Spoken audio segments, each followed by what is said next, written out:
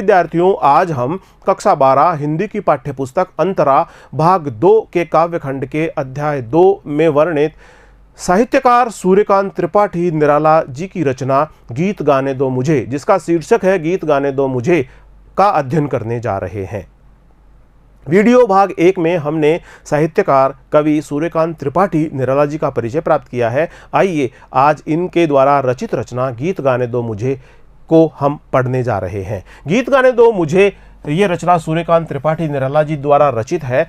इस कविता में यह कविता निराश व्यक्तियों के हृदय में आशा का संचार करने वाली है। इस रचना में निराला ने ऐसे व्यक्तियों की भावना को अभिव्यक्ति दी है जो उपेक्षा, शोषण और अन्याय की चोट खाते और संघर्ष करते हुए थक गए हैं। इस कविता में निराला जी ने ऐसे व्यक्तियों की भावना को विशेष रूप से अभिव्यक्ति दी है जो उपेक्षा, शोषण और अन्याय की चोट खाते खाते तथा संघर्ष करते करते थक गए हैं, जिनकी जिजीविषा शक्ति समाप्त हो गई है। जिजीविषा से आशय है जीवन जीने की शक्ति, जीवन जीने की चाहत और शक्ति समाप्त हो गई है और जिनका जीवित रहना भी असंभव हो गया है, जिन्हें जीवन के साथ में बहुत संघर्ष करना पड़ा और जिनका जीवित रहना भी अब असंभव सा हो गया है। निरंतर ठोकरें खाते खाते मनुष्य निराश हो गया है, मूल्यवान जीवन भी खोता जा रहा है, उसका कोई महत्व दिखाई नहीं पड़ रहा। ये जीवन बहुत मूल्यवान है,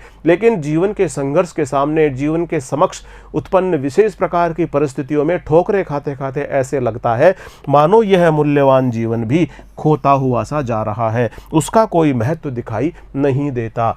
जिसमें संघर्ष करने की शक्ति थी वे भी हार मान चुके हैं। ऐसे लोग जो संघर्ष करने वाले थे, जिनमें संघर्ष करने की शक्ति थी, वे भी जीवन रूपी इस संघर्ष में हार गए हैं, हार मान चुके हैं और मानवता कराह रही है।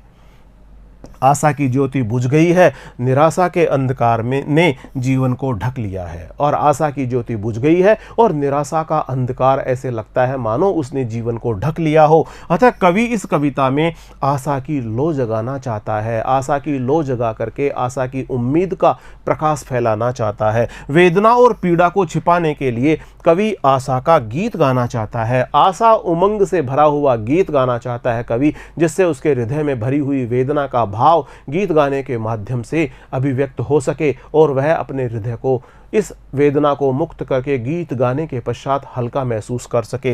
निराशा में आशा का संचार करना चाहता है कवि, चाहता है कि निराशा भरे माहौल में, निराशा की स्थिति में आशा का संचार हो जाए, निराशा में आशा का संचार करना चाहता है। गीत गाने दो मुझे गीत में निराला के व्यक्तिगत जीवन की भी झलक मिलती है। आइए पढ़ते हैं इस कविता को, इस गीत को, जिसका शीर्षक है गीत गाने दो मुझे। गीत गाने दो मुझे, गीत गाने दो मुझे तो, गीत गाने दो मुझे तो, वेदना को रोकने को, चोट खाकर राह चलते, होश के भी होश छूटे, हाथ जो पाथे ये थे ठग, ठाकुरों ने रात लूटे, कंठ रुकता जा रहा है, आ रहा है काल देखो, कंठ रुकता जा रहा है, आ रहा है काल देखो, भर गया है जहर से संसार जैसे हार खाकर, देखते हैं लोगों को सही परिचय न पाकर, बुझ गई है लो प्रथा की, जल उठो फिर सींचने को, बुझ गई है लो प्रथा की, जल उठो फिर सींचने को। आइए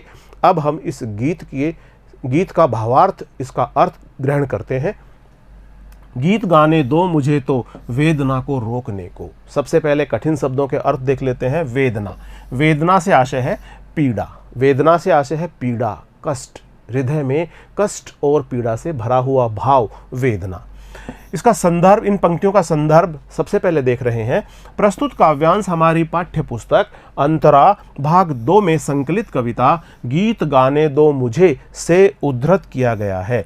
इस कविता के रचयिता छायावादी कवि सूर्यकांत त्रिपाठी निराला है। सूर्यकांत त्रिपाठी निराला जी द्वारा रचित यह रचना है जो हमारी पाठ्य पुस्तक अंतरा भाग 2 में संकलित की गई है, जिसका शीर्षक है गीत गाने दो मुझे।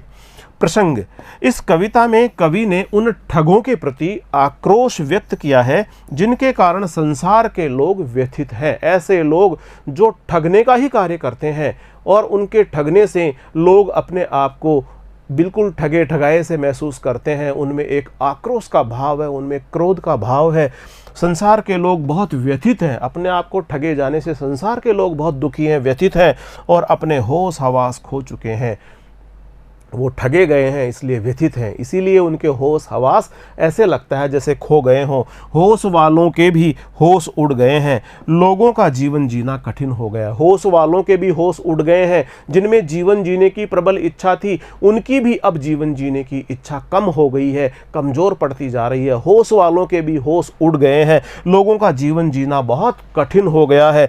कवि इस गीत से आशा का संचार करना चाहता है। इस प्रकार के निराशा भरे माहौल में, वेदना से भरे हृदय से कवि यह चाहता है कि इस कविता के माध्यम से, इस गीत के माध्यम से, गीत गाने दो मुझे के माध्यम से लोगों में नई आशा, नए उत्साह का संचार कवि करना चाहता है। अब हम इन पंक्तियों की व्याख्या करते हैं। गीत गाने दो मुझे तो वेदना को रोकने को। कवि निराला का हृदय मानव को विषम परिस्थितियों को देख करके बहुत व्यथित है। कवि निराला जी ने अपने जीवन में बहुत सारी परिस्थितियों से, चुनौतीपूर्ण स्थितियों से संघर्ष किया, सामना किया। उनका हृदय इन सभी प्रकार के जीवन संघर्ष और चुनौतियों से घायल हो चुका है, व्यथित हो चुका है, वेदना से भर चुका है और ऐसी स्थिति में अपने हृदय की वेदना की अभिव्यक्ति वे करना चाहते हैं। वे कहते हैं कि गीत गाने दो मुझे तो वेदना को रोकने को। मेरे हृदय में जो वेदना है उसको रोकने के लिए मुझे गीत गाने दो। गीत के माध्यम से मैं मेरी वेदना की अभिव्यक्ति करना चाहता हूँ। कवि निराला का हृदय मानव को विषम परिस्थितियों को देख करके बहुत व्यथित है। व्यथित हृदय की वेदना को भूलने के लिए तथा इससे मुक्ति पाने के लिए कवि कहता है कि मुझे गीत गाने दो। कवि चाहता है कि मैं गीत गाऊं जिससे मेरी हृदय की वेदना को मैं भूल सकूं, मेरे हृदय की वेदना कम हो सके, अर्थात वेदना की अभिव्यक्ति करने दो जिससे मैं वेदना को रोक कर भूल सकूं। गीत गाने दो मुझे तो वेदना को रोकने को। चोट खाकर राह चलते होश के भी होश छूटे। चोट खाकर राह चलते होश के भी होश छूटे। राह से आशय है रास्ता। चोट खाकर राह चलते होश के भी होश छूटे। इन पंक्तियों में कवि सूर्यकांत त्रिपाठी निराला जी कहते हैं कि जीवन में व्याप्त अन्याय, अत्याचार, शोषण से जूझते जूझते होश वालों के भी ऐसे लगता है जैसे होश उड़ गए हों। चोट खाकर राह चलते होश के भी होश छूटे। ऐसे लोग जिनमें जीवन जीने की शक्ति थी, वो जीवन को बहुत शक्ति से और उम्मीद, उत्साह और उमंग से भरकर जीना चाहते थे, लेकिन जीवन के संघर्ष में उनका भी होश छूट गया है। वे भी अब ये चाहते हैं, क्योंकि उनको चारों तरफ अन्याय, अत्याचार, शोषण से सामना करना पड़ रहा है, से संघर्ष करना पड़ रहा है, से जूझना पड़ रहा है, और इन सब से, अन्याय से, अत्याचार से, शोषण से जूझते जूझते अब होश वालों के भी होश उड़ गए हैं। भाव यह है कि जिनमें संघर्ष करने की शक्ति थी, जो विषम परिस्थितियों से संघर्ष करने में समर्थ थे, वे भी जिजीविषा शक्ति को खो चुके हैं, अपने जीवन जीने की इच्छा को खो चुके हैं, निराश हो गए हैं। उनका जीना भी अब कठिन हो गया है। चोट खाकर राह चलते होश के भी होश छूटे। हाथ जो पाथेय थे ठग, ठाकुरों ने रात लूटे। इन पंक्तियों के माध्यम से कवि सूर्यकांत त्रिपाठी निराला जी कहते हैं कि जीवन में जो संबल था, हाथ जो पाथेय थे, पाथेय से आशय है जो संबल था, जो सहारा था, उसे भी शोषण तथा अन्याय करने वाले ठगों ने लूट लिया। ऐसे ठग बैठे हैं जो संबल देने वाले, सहारा देने वाले जीवन में जो लोग थे, जो हाथ थे, उनको भी उन्होंने दूर कर दिया है। जीवन में जो संबल था, जो सहारा था, उसे भी शोषण तथा अन्याय करने वाले ठगों ने लूट लिया है। हाथ जो पाथेय थे ठग, ठाकुरों ने रात लूटे। ठगों के ठेकेदारों के कारण संघर्ष करने वालों की विरोध भरी आवाज़ भी बंद हो गई, और इस प्रकार ठाकुरों ने लूट लिया, ठगों ने लूट लिया, जो शक्तिशाली लोग हैं उन्होंने लूट लिया। इन पंक्तियों के माध्यम से समाज में शोषण का चित्रण कवि द्वारा किया जा रहा है। ऐसे लोग जो ठग हैं, जो ठाकुर हैं, जिनका वर्चस्व समाज पर है, जो शोषण करने वाले लोग हैं, उन्होंने ऐसे वर्ग का जो कमज़ोर है, जो अपने प्रति होने वाले अन्याय का ठीक प्रकार से प्रतिरोध और मुकाबला नहीं कर सकते, ऐसे ऐसे लोगों पर बहुत अधिक अत्याचार किया है। ठगों के ठेकेदारों के कारण ही संघर्ष करने वालों की विरोध भरी आवाज़ भी अब बंद हो गई है। भाव यह है कि इन विषम परिस्थितियों के कारण ही जीवन जीना बहुत कठिन हो गया है। हाथ जो पाथेय थे ठग ठाकुरों ने रात लूटे, कंठ रुकता जा रहा है, आ रहा है काल देखो पाथे। पाथे से आशय है संबल सहारा, ठाकुरों से आशय है मालिक और स्वामी, कंठ का आशय है गला। कंठ रुकता जा रहा है, कंठ रुकता जा रहा है, आ रहा है काल देखो। ठगों के ठेकेदारों के द्वारा संघर्ष करने वालों की विरोध भरी आवाज़ भी बंद हो गई है। कवि सूर्यकांत त्रिपाठी निराला जी इन पंक्तियों के माध्यम से कहते हैं कि ठगों के ठेकेदारों के कारण संघर्ष करने वालों की विरोध भरी आवाज़ भी अब बंद हो गई है। कंठ रुकता जा रहा है, कंठ रुकता जा रहा है, ऐसे लगता है जैसे काल आ रहा हो, महाकाल आ रहा हो, मृत्यु साक्षात उपस्थित हो रही है और मृत्यु वर्ण करने वाली है, इस प्रकार का अनुभव हो रहा है। अब उनमें विरोध करने की शक्ति नहीं रही है। ऐसा लगता है मानो मृत्यु निकट आ रही है, आ रहा है काल देखो। काल से आशय है मृत्यु, मृत्यु निकट आ रही है। लोग किंग कर्तव्य विमूढ़ हो गए हैं, लोग निराश हो गए हैं। जीवन जीने की आशा, जीवन जीने का भाव कमजोर पड़ता जा रहा है। ऐसी विषम स्थिति में कविता ही लोगों के हृदय में आशा का संचार कर सकती है, उनमें चेतना का संचार कर सकती है। इन पंक्तियों में जो विशेष है उसकी चर्चा कर लेते हैं। इस गीत में कवि ने आशावाद का संदेश दिया है तथा ठग ठाकुरों लूटे में शोषण का वर्णन किया गया है। इस कविता में निराला जी ने मुक्त छंद का प्रयोग किया है। होश के भी होश छूटे में व्यंजना शक्ति है। होश के भी होश छूट जाना, होश के भी होश छूट गए हैं, इसमें व्यंजना शक्ति हमें देखने को मिलती है। ठग ठाकुरों और गीत गाने में अनुप्रास अलंकार है। इसमें ठय वर्ण, इसमें ठय वर्ण, ठग और ठाकुरों में ठय वर्ण यानी एक ही वर्ण की आवृत्ति हुई है, इसलिए इसमें अनुप्रास अलंकार है। गीत गाने में भी गय वर्ण की आवृत्ति हुई है, गाने में गय वर्ण की आवृत्ति हुई है, इसलिए इसमें भी हमें अनुप्रास अलंकार देखने को मिलता है। जहां पर एक ही वर्ण की आवृत्ति हो उसमें हमें अनुप्रास अलंकार देखने को मिलता है। भाषा में प्रसाद गुण है और प्रवाहमयी है। तत्सम शब्दावली का प्रयोग हुआ है। तत्सम से आशय है ऐसे शब्द जो संस्कृत भाषा से सीधे ही हिंदी भाषा में ले लिए गए हैं, जिनका प्रयोग संस्कृत भाषा में शब्दों में जैसा प्रयोग किया जाता है वैसा ही हिंदी भाषा में भी किया जाता है। अगली पंक्तियां हैं। भर गया है जहर से संसार जैसे हार खाकर। इन पंक्तियों में जो प्रसंग है हम देख रहे हैं कि इस काव्यांश में कवि ने संसार में व्याप्त शोषण तथा अत्याचार की भयावह स्थिति के यथार्थ का चित्रण किया है। जो संसार में बहुत शोषण की स्थितियां और अत्याचार की भयावह स्थिति जो व्याप्त है उसका यथार्थ चित्रण इन पंक्तियों के माध्यम से कवि ने किया है।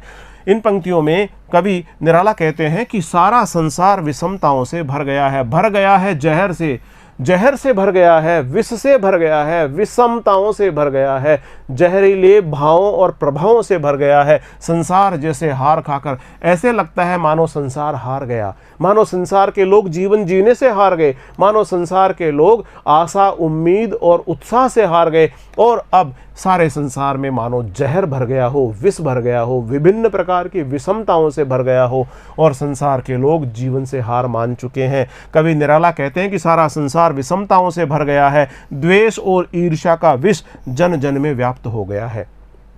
विष जन जन में व्याप्त हो गया है। विष, ईर्ष्या का विष और द्वेष का विष, ईर्ष्या और द्वेष का विष ऐसे लगता है मानो जन जन में व्याप्त हो गया है। विषमता के कारण लोग निराश हो गए हैं। विष से भर जाने के कारण जो विषमता उत्पन्न हुई है उसके कारण लोग निराश हो गए हैं और हार मान बैठे हैं, अर्थात जिजीविषा खो बैठे हैं, जीवन जीने की इच्छा खो बैठे हैं। मनुष्यता हार गई है, ऐसे लगता है जैसे मनुष्यता हार गई हो। विषम परिस्थितियों में संघर्ष करने के कारण लोग जीना नहीं चाहते, वे जीवन का दाव हार चुके हैं। ऐसे लगता है जैसे जीवन का दाव वो हार चुके हैं। भर गया है जहर से संसार जैसे हार खाकर, देखते हैं लोग लोगों को सही परिचय न पाकर। कवि सूर्यकांत त्रिपाठी निराला इन पंक्तियों के माध्यम से कहते हैं कि लोग एक दूसरे को अपरिचित की तरह देखते हैं। देखते हैं लोग लोगों को। जब लोग आपस में एक दूसरे को देखते हैं तो विश्वास का भाव कम हो गया है, लोगों में एक दूसरे के साथ सहृदयता का भाव कम हो गया है, जो प्रेम आत्मीयता का भाव होना चाहिए वह बहुत कम हो गया है। लोग एक दूसरे को अविश्वास की दृष्टि से देखते हैं, लोग एक दूसरे को अपरिचित व्यक्ति के रूप में देखते हैं, लोग एक दूसरे को अपरिचित की तरह देखते देखते हैं मनुष्य को उसकी सही पहचान नहीं मिल रही है। पारस्परिक स्नेह सौहार्द का भाव समाप्त होता जा रहा है। देखते हैं लोग लोगों को सही परिचय न पाकर बुझ गई है लो प्रथा की जल उठी फिर सींचने को। कठिन शब्द देख लेते हैं। लो से आशय है ज्योति प्रकाश। प्रथा से आशय है पृथ्वी। यहाँ पर जो प्रथा है उससे आशय है पृथ्वी। इसको लक्षणा शब्द शक्ति में प्रकट किया गया है। बुझ गई है लो प्रथा की जल उठी फिर सींचने को। इन पंक्तियों में कवि सूर्यकांत त्रिपाठी निराला जी कहते हैं कि पारंपरिक स्नेह सौहार्द का भाव समाप्त हो गया है। बुझ गई है लो प्रथा की, जो एक भाव स्नेह का होना चाहिए, जो उत्साह का भाव होना चाहिए, जो उत्साह का प्रकाश होना चाहिए, जो लो प्रकट होनी चाहिए, वह बुझ सी गई है, वह बुझ गई है। पारस्परिक स्नेह सौहार्द का भाव ऐसा लगता है जैसे यह समाप्त हो गया हो, उसकी चेतना की लो बुझ गई है। अतः कवि उस बुझी हुई लो जीवन जीने की इच्छा को पुनः जगाना चाहता है। कवि चाहता है कि लोगों में जीवन जीने की इच्छा पुनः जाग जाए, प्रेम उत्साह और उमंग का संचार लोगों में फिर से हो जाए।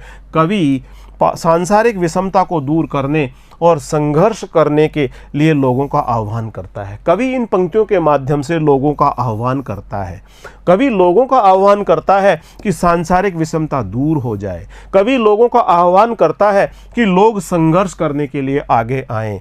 कवि गीत गाकर लोगों को प्रेरणा देना चाहता है कि आओ जागो और अपने हृदय को आशा उमंग और उत्साह से भर लो, कि जागें और अपने तेज से पृथ्वी की बुझी हुई लो जिजीविषा को पुनः प्रज्वलित करें। कवि सब लोगों से ये आग्रह करता है कि उनके हृदय में जो जीवन जीने की इच्छा है उसे पुनः प्रज्वलित किया जाए और उसके प्रकाश से इस धरती को पुनः आलोकित किया जाए, पुनः प्रकाशित किया जाए। कवि क्रांति चाहता है। कवि चाहता है कि एक बदलाव आए, एक सुखद बदलाव आए, एक अच्छा बदलाव आए और लोग अच्छे प्रकार से अपने जीवन को सुखमय तरीके से जिएं। विषाक्त और असंगत व्यवस्था को कवि बदलना चाहता है। कवि चाहता है कि जो विष से भरी हुई व्यवस्था है वह बदल जाए, जो असंगत व्यवस्था है वह पूरी तरह बदल जाए। कवि चाहता है कि क्रांति आ जाए, बदलाव आ जाए, परिवर्तन आ जाए, सुखद बदलाव आ जाए। विशेष देख लेते हैं इन पंक्तियों का। सार्थक शब्दों का प्रयोग इसमें किया गया है। लोगों में अनुप्रास अलंकार है। लोगों, इसमें लय वर्ण की आवृत्ति हुई है, इसमें लय वर्ण की आवृत्ति हुई है, इसलिए एक ही वर्ण की आवृत्ति होने से इसमें अनुप्रास अलंकार हमें देखने को मिलता है। भर गया है जहर से संसार जैसे हार खाकर, में उपमा अलंकार है। भर गया है जहर से संसार जैसे हार खाकर, तो यहाँ पर इसमें उपमा अलंकार हमें देखने को मिलता है। भाषा लाक्षणिक है और प्रसाद गुण से संपन्न है। प्रिय विद्यार्थियों, आज हमने साहित्यकार सूर्यकांत त्रिपाठी निराला द्वारा रचित रचना जिसका शीर्षक है गीत गाने दो मुझे को बहुत अच्छी तरह से पढ़ लिया है, समझ लिया है। अगले वीडियो में हम साहित्यकार कवि सूर्यकांत त्रिपाठी निराला द्वारा रचित रचना जिसका शीर्षक है सरोज स्मृति लेकर शीघ्र ही आपके समक्ष उपस्थित होंगे। तब तक नमस्कार।